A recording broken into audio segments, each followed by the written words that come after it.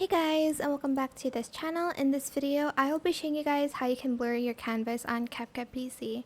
So for instance, you chose this video but your frame ratio looks like this, or like this 1:1, and you just want to have like a blurred canvas background. It's super easy. Just make sure your video is on the first layer of your page. Scroll down and go to canvas.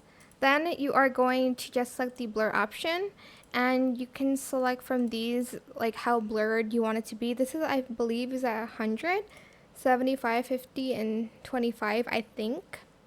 But just select the one you want, and that is it.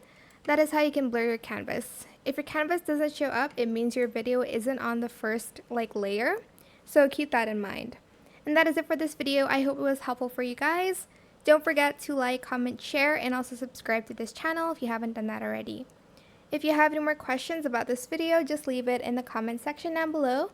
I will try my best to answer them all for you guys. And if you found this video helpful, please click the thanks button as well. That is it. Thank you so much for watching. Bye!